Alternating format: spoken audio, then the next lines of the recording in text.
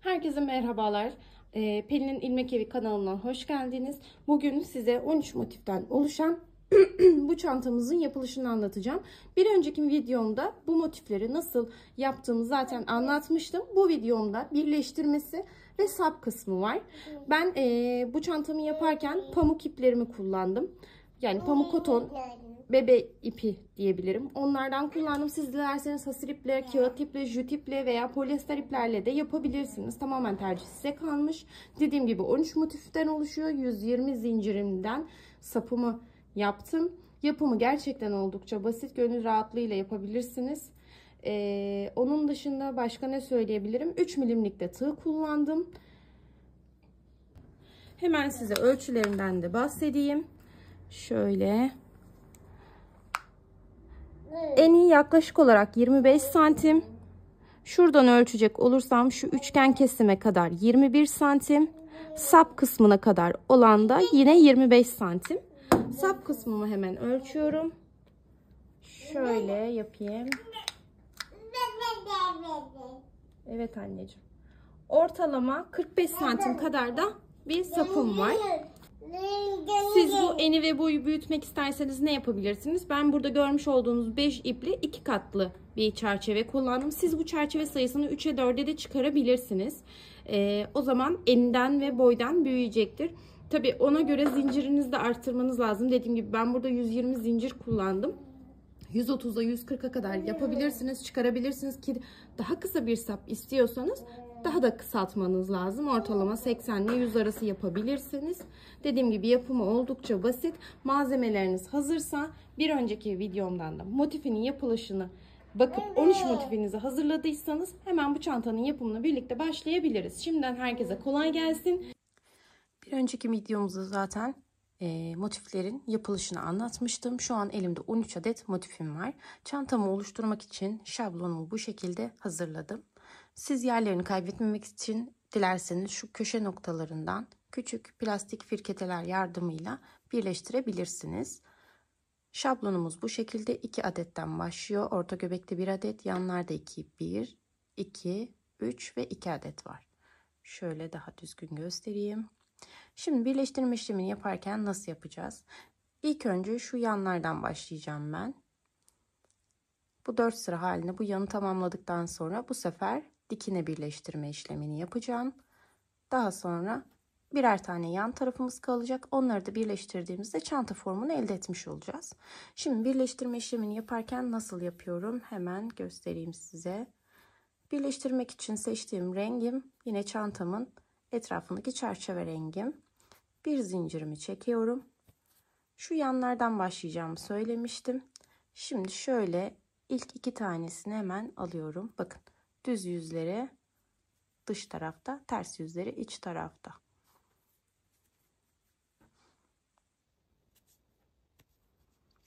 Bir bağlama zincirimi zaten çekmiştim. Şu köşe noktalarından içinden geçiriyorum. Bağlama zincirimi de içinden geçirip bir sık iğne. Bu köşe noktalarında 2 adet sık iğne çalışıyoruz. Tekrar aynı köşelere batıyorum. Ve bir sık iğne daha yapmış oluyorum. Toplamda 2 sık iğnem olmuş oldu. Şimdi şu köşe noktasına kadar sık iğne yapacağım. Nasıl yapıyorum? Bakın. Hemen sıradaki zincirimin bakın tek kanadına değil, çift kanadına batıyorum. Onun karşısındaki yine zincirimin çift kanadına batıyorum ve bir sık iğne. Sonra takip eden sıradaki zincirlerimin tepesine batarak sıra sonuna kadar gelmiş oluyorum.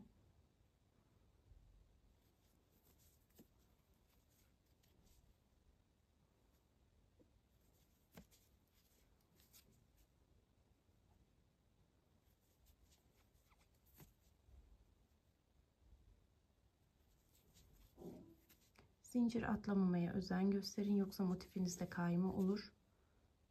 Çanta formunu elde edersiniz yine elbette, ama yani motifler yan yana geldiğinde kötü bir görüntü olur. O yüzden arada sırada şu köşeleri yoklayın ya da dilerseniz firkete kullanabilirsiniz yine.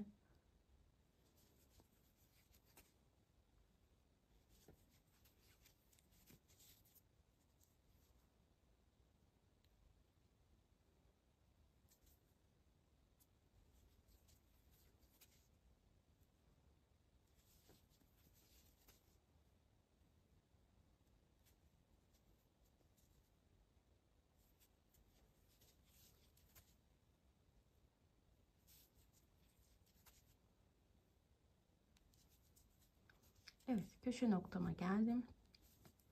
2 adet sık iğnemi yapıyorum. Evet, bu birleştirme işlemini tamamlamış oldum. Nereyi yapmıştık? Hemen şöyle uzaklaştırayım. Evet. Biz şu an şu kısmı yaptık, birleştirme işlemini. Şimdi buradan böyle devam edeceğim için şu alanı birleştireceğim. Şöyle tutayım, hatta ipimi bu bitiş noktasında. Buradan aldım. Evet. Buradan da yine 2 adeti alıyorum. Köşe noktalarına batıp bir sık iğnemi yapıyorum. Sonrasında tekrar köşe noktama bir adet daha sık iğnem vardı. Tekrar takip eden zincirleri karşılıklı olarak sık iğnelerini yapıyorum.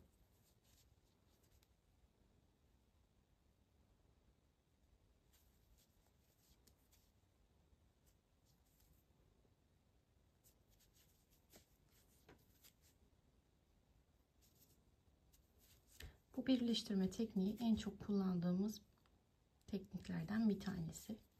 Kaydırma da yapabilirsiniz. Kaydırma yaptığınızda sanki 2 tane örgünün böyle burgu gibi de diyebilirim aslında. Burgu gibi de gözüküyor. O da çok şık oluyor.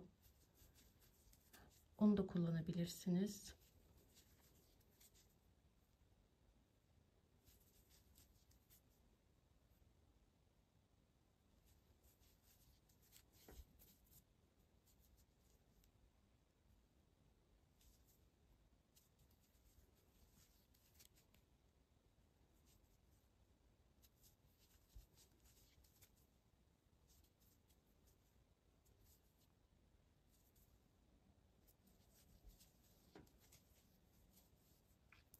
Köşe noktama yaklaştım.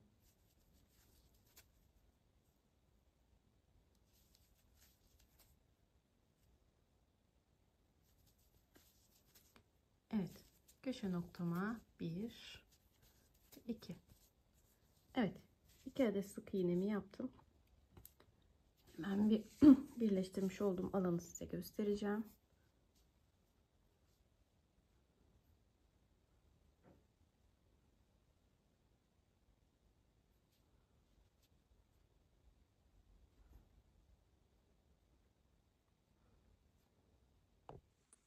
Evet, gördüğünüz gibi bu alanı birleştirmiş oldum. Şöyle şu 2-4 motifi diyeyim.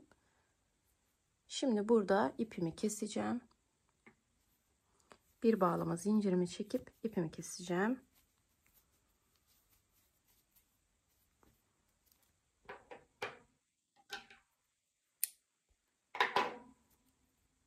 Evet. Tekrar şöyle göstereyim size. Evet. Bu kısmı birleştirmiş oldum. Şimdi yine aynı teknikle şu köşelerde, şu köşeden başlayıp burayı, sonra burayı ve sonra şu tek motifi birleştireceğim. Buradaki göstermiş olduğum teknikle bu diğer 3 sırayı da birleştirelim. Daha sonra dikine nasıl birleştireceğimizi göstereceğim. Evet, görmüş olduğunuz gibi ben tüm motiflerimi birleştirmesini yaptım. Şuralardan da belli oluyordur zaten. Şimdi dikine birleştirme işlemlerini yapmış oldum. Şu son tek parçamı da birleştirdim. Şimdi aynı tekniği kullanarak yatay bir şekilde birleştireceğiz. Hemen şöyle hemen şöyle göstereyim. İlk alt tabandan nasıl birleştireceğinizi göstereceğim. Aslında teknik aynı, sadece şu arayı göstereceğim. Hemen şöyle bir zincirimi çektim yine. Şuradan bakın, en alttaki motiflerim var ya. Şuradan yine alıyorum. Köşe noktamdan tığımı geçiriyorum. Bağlama zincirimdeki ilmeğimi de alıp içinden geçirdim ve bir sık iğne yapıyorum. Evet. Şimdi yine aynı teknikle takip eden zincirlere sık iğnemi yapıyorum. Hiçbir farklılık yok.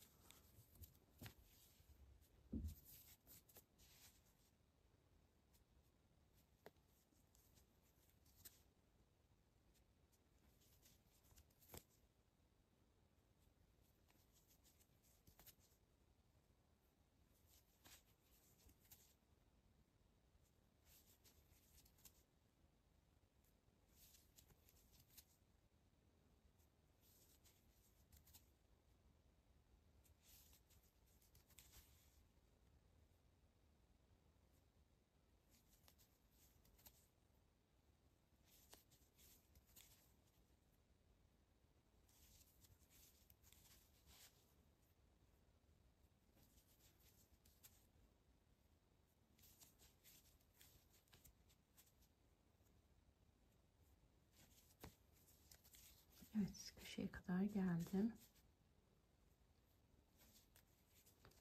Yine en köşeye kadar bakın sık iğnelerimi yaptım. Burada bir zincir çekiyorum. Burada herhangi bir işlem yapmadan diğer zincirimin tepesine batıp sık iğnemi devam ettiriyorum.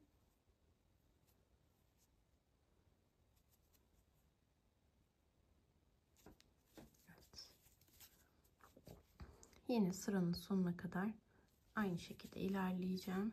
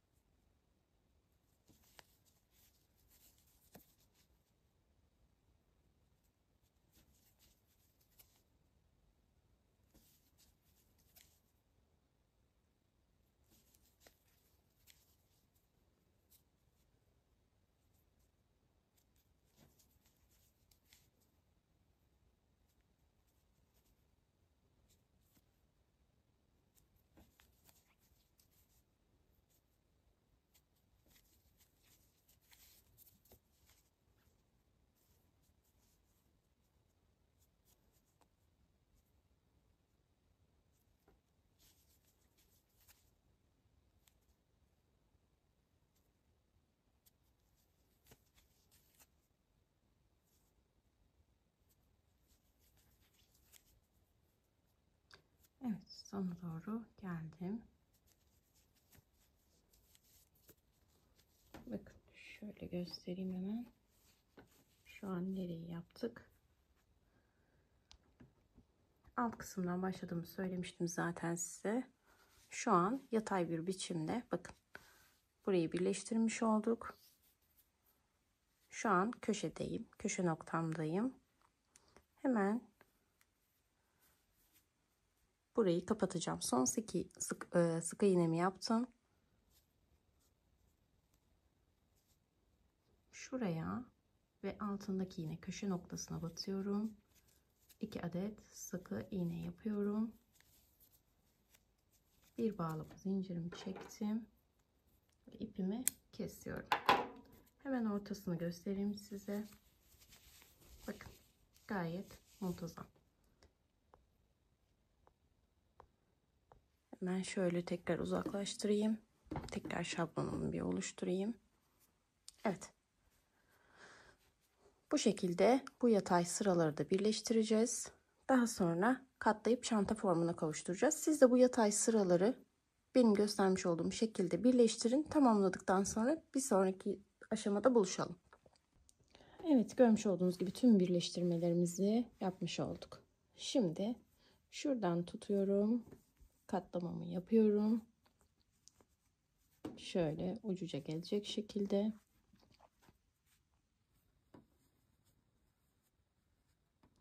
Hemen şu yanlarda kalan bir adeti şöyle kıvırıyorum. Diğer yandakini de.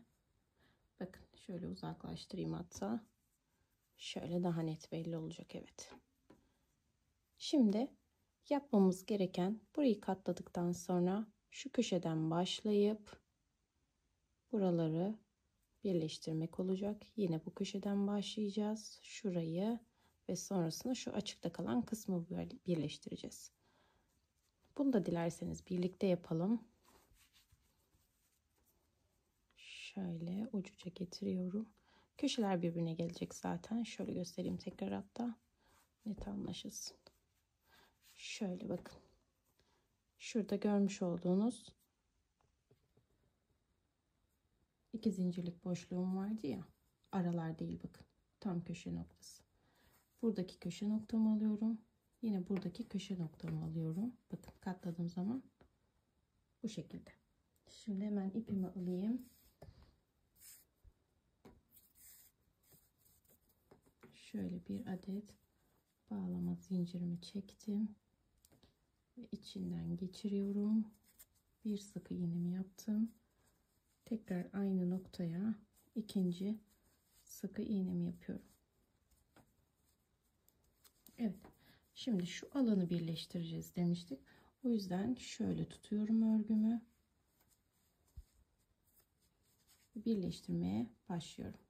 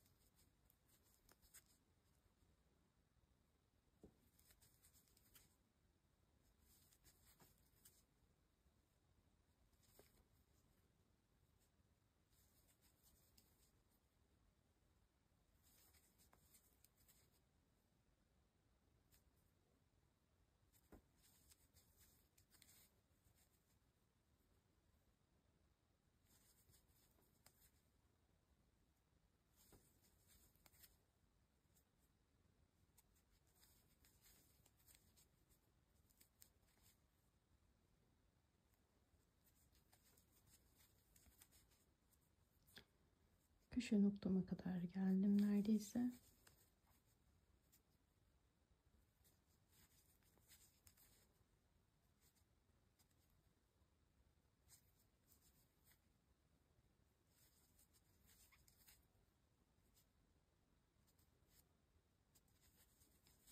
Evet, tekrar şöyle göstereyim hemen. Bakın. Bu alanı birleştirmiş oldum. Şimdi şu tarafa döneceğim. Hemen ilmeğimi tekrar alayım. Bu sefer de bu iki kısmı alıyorum. Ucuca getiriyorum. Zaten köşe noktasına geldim. Buraya batıyorum. Hemen bununla köşe noktasına batıyorum. Pardon, ilk önce bir zincirimi çekiyorum. İki motifimin de köşe noktasına battım ve birbirine birleştirmiş oldum. Şimdi burada yapacağımız işlem burayı birleştirmek olacak. Şöyle göstereyim tekrardan.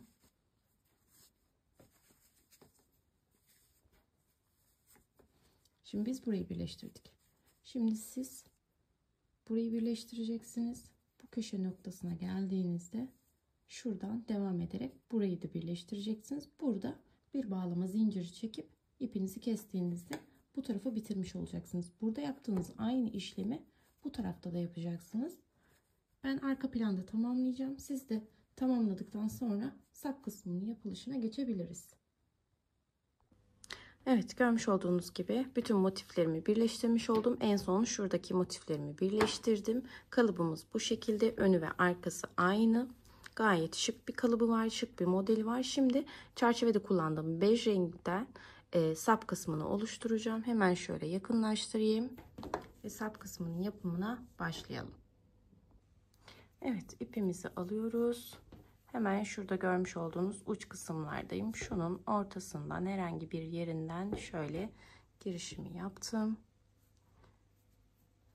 Ben şöyle bağlıyorum ve bir zincirimi çekiyorum. İpimi içeriden yürüteceğim. Şimdi şu görmüş olduğunuz zincirler var ya, ipimi de şöyle yürütüyorum. Hepsine sırasıyla sıkı iğne yapıyorum. Kesinlikle atlamayın. Dikkat edin bu aşamada. Bütün zincirlerimizin tepesine sık iğnemizi yapıyoruz.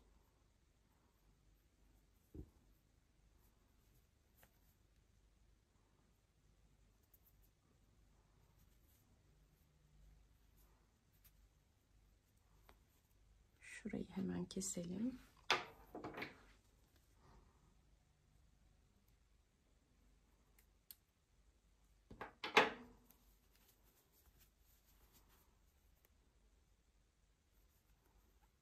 Evet. Şimdi köşeleri nasıl yapacağımızı göstereceğim. Şurada görmüş olduğunuz gibi köşe noktamız var. Buralara 2 adet sık iğne yapıyoruz.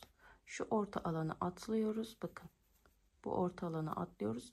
Diğer motifin köşe noktası şurası. Gördüğünüz gibi. Oraya da 2 adet sık iğnemi yapıyorum.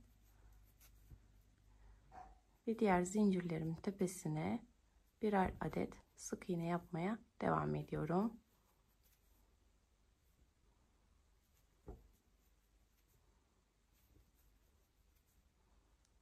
Şimdi burada sap için gerekli olan zincirimizi çekeceğiz. Köşe noktamıza geldiğimizde 100 ve üzerinde çekebilirsiniz. Çok uzun olsun istiyorsanız 130'un üzerinde çekebilirsiniz. Tamamen uzunluğu size kalmış. Bunu ölçerek kolunuza takarak da yapabilirsiniz. Ben şu anda 120 adet zincir çekmeyi düşünüyorum. Evet. Şimdi bakın. Motifimin diğer köşesine geldim. Yani sap kısmına geldim.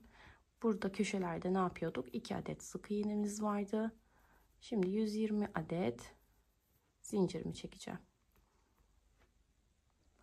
Evet, 120 adet zincirimi çektim. Bakın, şu noktadan başladım zincirimi çekmeye. Şu anda diğer köşedeyim. Hemen buraya batıyorum köşe noktama. Birleştirmedeki yapmış olduğum sık iğneyi birden sayıyorum ve ikinci sık iğnemi yapıyorum. Şimdi sırasıyla tüm zincirlerimin tepesine birer adet sık iğnemi yapıyorum.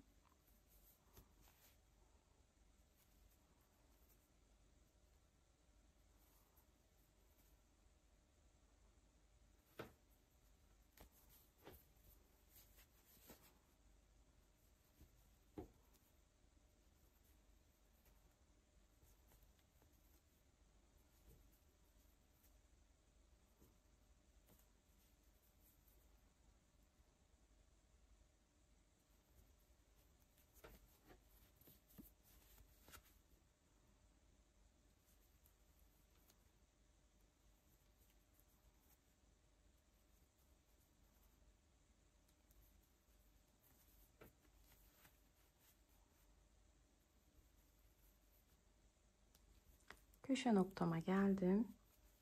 Bakın şurada şu motife ait olan köşe noktama geldim. Son bir sık iğnem var. Hemen onu da yapıyorum. Ve köşe noktama 2 adet sık iğnemi yapıyorum. Şu ortadaki motife dair olan yere hiçbir şey yapmıyorum. Diğer motifimdeki köşe noktama yine 2 adet sık iğne yapıyorum. Ve sırasıyla yine tüm zincirlerimin tepesine de birer adet sık iğne yapıyorum.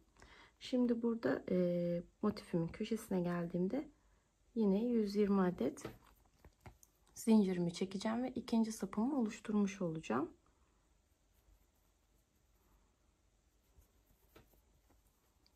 Şimdi buraya kadar geldiğimizde 2 adet sık iğnemizi yapacağız. 120 adet zincirimizi çekeceğiz. Bu köşe noktamıza 120 zincirden sonra bağlayacağız. Burada bağlama ile birlikte bir adet de sık iğne yaptığımızda totalde 2 sık iğne yapmış olacağız. Buralara yine sık iğnemizi yapacağız. Şuraya kadar geldiğimizde, başladığımız noktaya geldiğimizde tekrar buluşalım. Evet, başladığımız noktaya kadar geldik. Şu an son sık iğnemi yapıyorum. İlk başladığım noktaya batıyorum ve kaydırmamı yapıyorum. Burada bir zincir çekip tam dip noktasına tekrar sık iğnelerimi devam ettiriyorum. Ta ki sap kısmına kadar, ilk sap kısmıma gelene kadar herhangi bir eksiltme, artırma yapmadan tüm sık iğnelerimin tepesine tekrar birer adet daha sık iğne yapıyorum.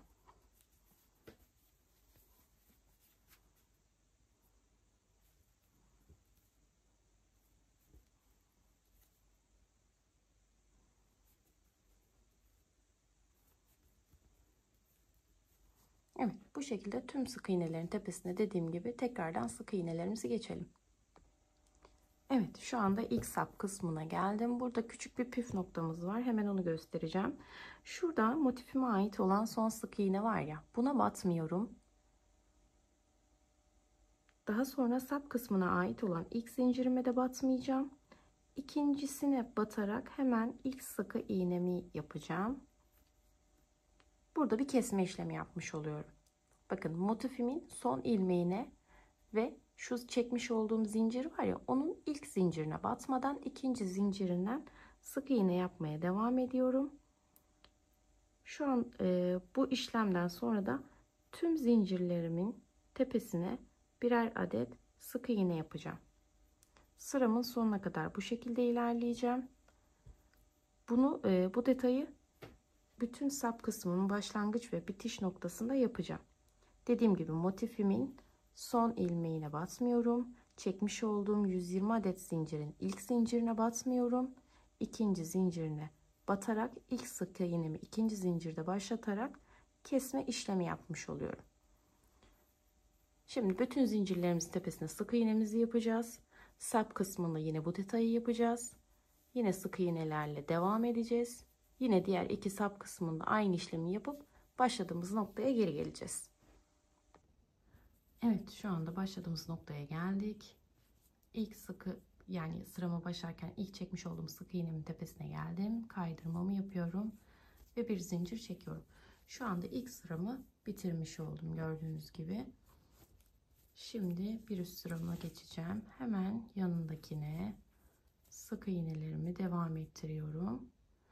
Burada yine bir alt sırada, yani bir önceki sırada yapmış olduğumuz 4 çanta sapındaki eksiltmeyi bu sırada da yapıyoruz. Hemen onu da göstereyim.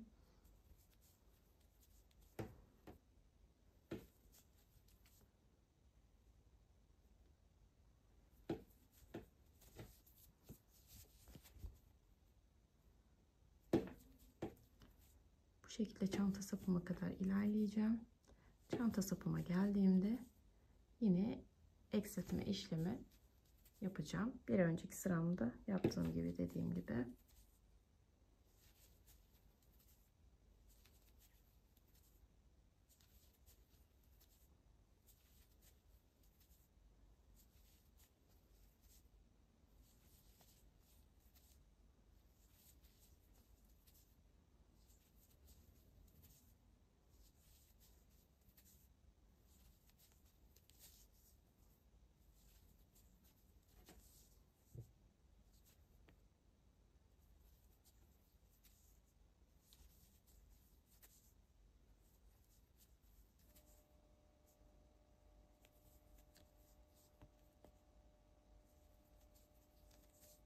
Evet, köşe noktama neredeyse geldim. Evet, gelmişim hatta. Şimdi şöyle biraz sırada ne yapmıştık? Bir motifimden bir de ilk çekmiş olduğum zinciri örmeden diğer ikinci zincire başlamıştık. Burada da bakın yine bir motifim de var. Bir zincir sapım da var. Direkt diğerine, ikinci alt sırada yaptığımın aynısını yapıyorum. Bakın zaten çok belli oluyor kestiğim yer. Bakın burayı örmeyeceğim. İlk zincirimi örmeyeceğim. Direkt ikincisine batarak sık iğnemi yapacağım. Hemen şöyle göstereyim. Bakın görmüş olduğunuz gibi. Şimdi aynı şekilde bütün zincirlerimin tepesine batarak sık iğnelerimi yapacağım. Dediğim gibi bütün çantanın başlangıç ve bitiş yerlerinde, yani 4 sapımda bu eksiltme işlemini kesinlikle yapıyorsunuz. 3 sıra bu şekilde eksilterek, çanta sap kısımlarında eksilterek 3 sıra ilerleyelim. 3. sıranın sonunda görüşelim. Evet, son 3. sıramı da ben bitirmiş oldum. Şu an bitişini hemen size göstereceğim. Bakın sırama başlarkenki ilmeğime batıyorum. Kaydırmamı yaptım. Bir zincirimi çektim. Birazcık uzun kesiyorum ipimi. Daha sonra bunu içeriden yürüterek temizleyeceğim. Evet, sap kısmımızın dış detayını yapmış olduk gördüğünüz gibi. Şimdi sıra iç çerçevede. İç çerçeveyi nasıl yapıyoruz? Hemen göstereyim. Şöyle herhangi bir yerden başlayabilirsiniz.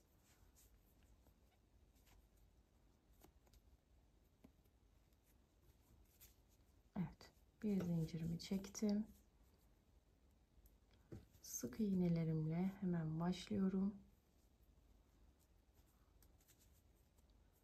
İpimi de içeriden yürütüyorum bir yandan.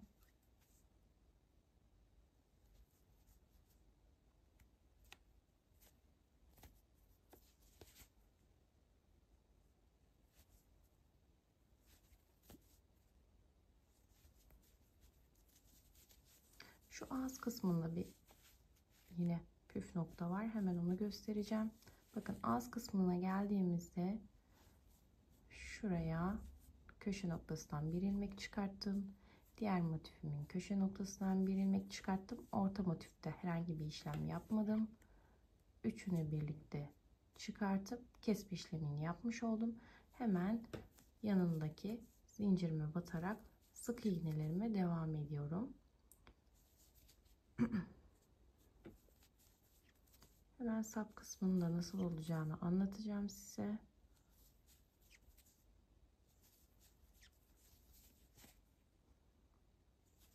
Hiç videoyu kesmeyeyim. Bu şekilde sap kısmına kadar geleyim. Birlikte yapalım.